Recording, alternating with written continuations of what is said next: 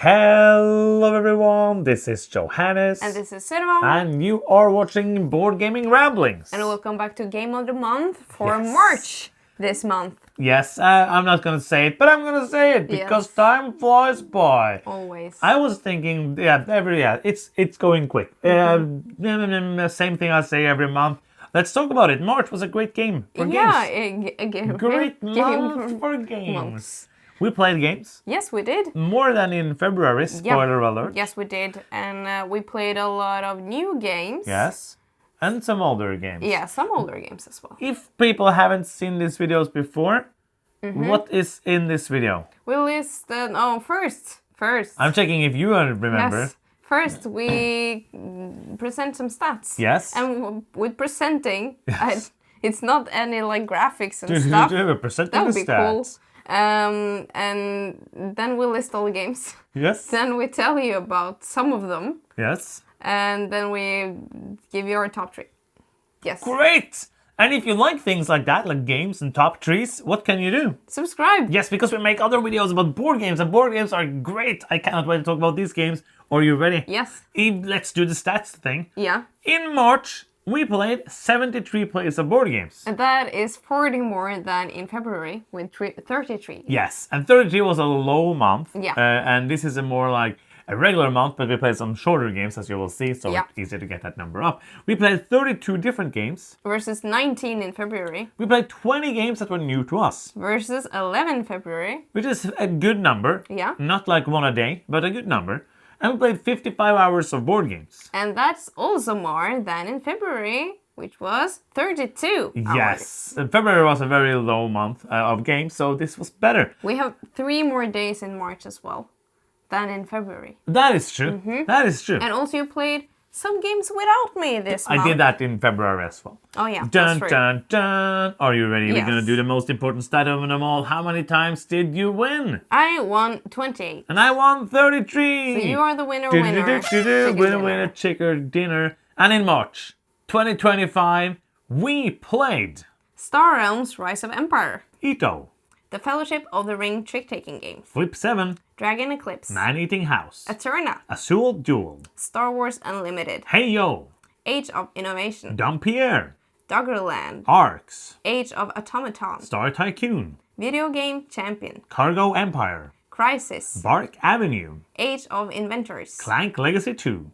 Trajan. Tidal Blades 2, Shuffle and Swing. Tabriz, Blue Lagoon. Connect, Stock Exchange. Scout, Aqualin. Wizards and Co. Those are the games. Yes. We played them, and now we're going to talk to you about them. But first, this is a new thing which we started last month, which was very good. Last month this is the Shelf of Shame update. Read all about it. It's a Shelf of Shame Breaking update. news. Breaking news. Read all about it. Last month we played one of the Shelf of Shame. That was a very halting month because we Yes. started off so well in That's true. January. How many did you play this month?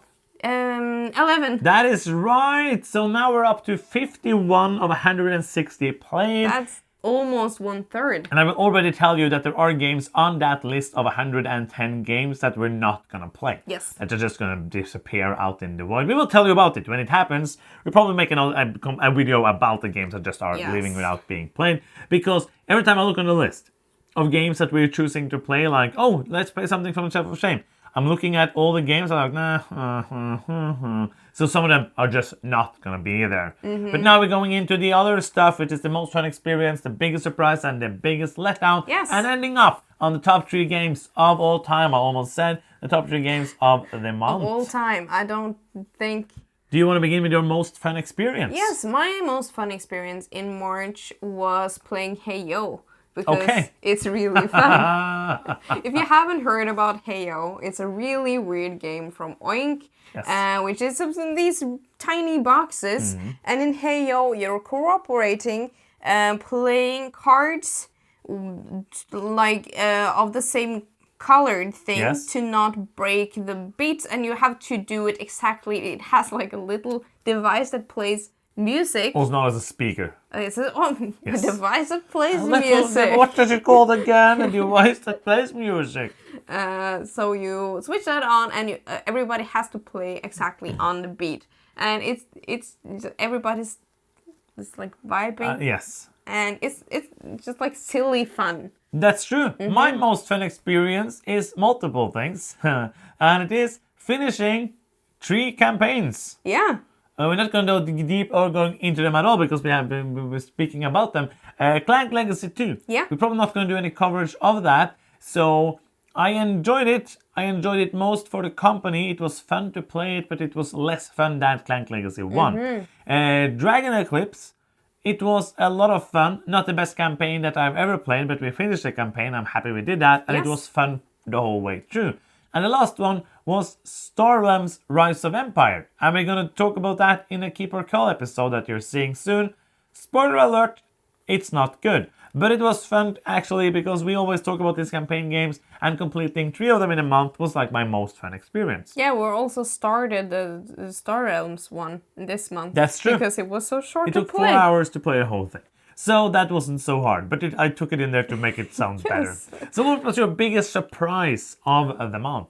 My biggest surprise, okay, I remember it. It was Eterna. Okay. Because I looked at this being like showcased at Spiel, and I was given an explanation of it, and I was just like, okay, I don't know if I'm going to like this. I was very like lukewarm on it. Probably wouldn't have acquired it if it wasn't for the designer, which is Martin Wallace. What? And then we played it now. We're having a review of this. You will see it Yes. with your eyes. If you watch it. Yes, if you don't watch it, you will never see see it. And then I really liked it. Yes. I thought it was super fun. So it was surprising to me that, well, it's not that I have self-control in my life that I instantly, from just an explanation, know if a game is good or not. But it was more my cup of tea than I anticipated. My biggest surprise is a game called Age of Automaton. It was like I read the rules. We already had this on a Keeper Call. I read the rules for it, and I was just like surprised by how fun it was. I enjoyed myself playing it way more than I thought I would be, and it was like the one I thought maybe would be the least fun of the 3 we played that day, and it ended up being the best. So I was very happy with that, and it is one that I am looking forward to play again. And now to the biggest disappointment of the month. Yeah, I have several contenders for this. I have because we played some games that I wasn't happy with Yes, at all yes, this month. true. But I think the biggest disappointment for me was Stock Exchange. Yeah. Because we looked at this at Gen Con. I heard about it first, and I thought, like, I'm not a fan of stock games. That's all right, but I just wanted it to be better because the name is so fun. Yeah. And it was a complete bust for me, at least. It just fell flat. It wasn't exciting at all. So that one was my most disappointing experience for this month. Yes. That and also Star Realms Rise of Empire. Yeah. Which, spoiler alert, is the worst legacy game I've ever played. Yeah. We talk more about it in the next Keep or Call, but so Super keeping it short disappointing. here. But yeah, so those 2 were the most disappointing. Let's talk about fun stuff. Yeah. Do you have a top 3 this time? I have a top 3. Oh, great. What is your number 3? I cannot wait to know it because I don't know it from before. So it's not like acting like I don't know what your number 3 is because I don't know. I know it's not Stock Exchange. Yeah. But I'm ready to find out. There's some games on this list, or of the games that we listed, Yes. that I haven't played, This that I month. think probably would have ended up in my Yes. top 3, but I didn't play them because you played it with other people. Yes, because you had like a normal I day have job. a regular job.